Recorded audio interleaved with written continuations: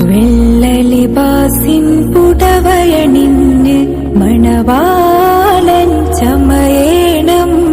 വെള്ളം ചേർത്തതിൽ കർപ്പൂരത്തിൻ അത്തറ് പൂഷിത്തന്നിടണം. ആറുകാൽ തേരിലേറി തോഴരുമൊത്തെഴുന്നള്ളേണം. ആരവമായി കലിമത്തിൻ മാധുര്യന്ന് മുഴങ്ങേണം. അതിഥികളായൊരു മുൻകർണക്കീറിനെ അതബിൽ സൽക്കരിക്കണം.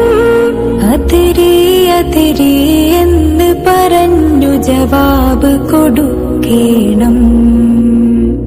അതിനായി എന്നുടെ സൽക്കർമ്മങ്ങൾ കൂട്ടുകിടക്കേണം.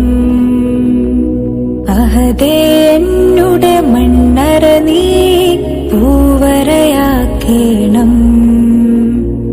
അഹദേ എന്നുടെ കല്ലറ നീ വിശാലമാക്കേണം. അഹദേ ആ പുതുജീവിതം നീ സന്തോഷമാക്കേണം.